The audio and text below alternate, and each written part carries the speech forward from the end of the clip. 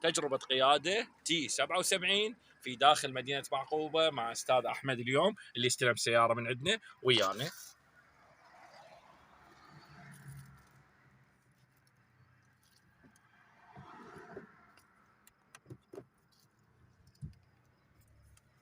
بسم الله الرحمن الرحيم.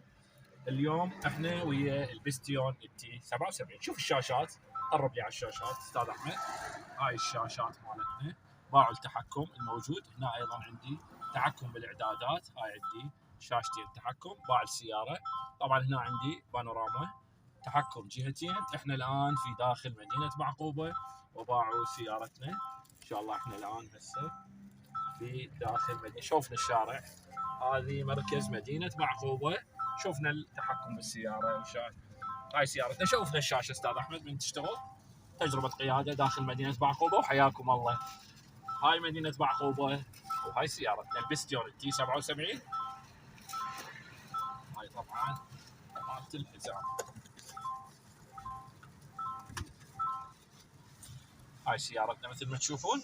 هاي الشاشات اللي بيها تحكم كامل، تحكم جهتين بالستيرين. السياره استلمها زبوننا استاذ احمد ومشكور اليوم هو لتجربه القياده ويانا ان شاء الله. هاي مدينه بعقوبه، هاي المركز، هنا المحافظه. هاي سيارتنا الاستاذ احمد هسه من نوقف نشوفهم البانوراما ايضا يفتح لنا اياها. لا هاي احنا راح نستدير،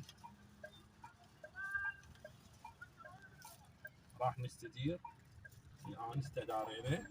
راح نرجع. استاذ احمد افتح لنا البانوراما بس البرده مالتها فقط، شوفها بالتصوير ايضا فقط البرده، وضحها بالكاميرا. هاي البرده مالتها، شوفنا هاي اوكي. هاي البانوراما شباب.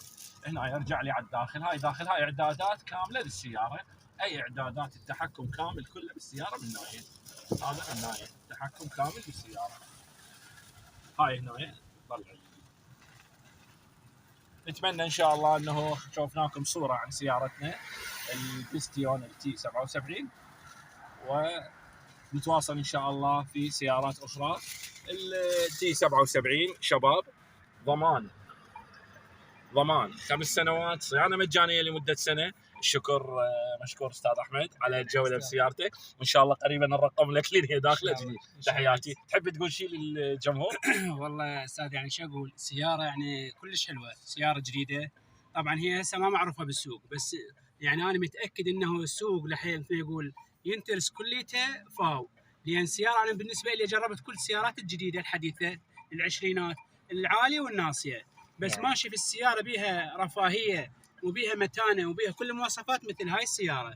مو حتى الرغب الزبون، بس كتجربه انا جربتها السياره من ناحيه السرعه، الاقتصاد، البنزين، كل المواصفات الحلوه والرفاهيه بها. ان شاء الله احنا هسه راح ناخذ جوله استاذ من عندك، واشكرك على راح ناخذ جوله ايضا ان شاء الله وانت تحكي. اشكرك شكرا جزيلا. في امان الله شباب.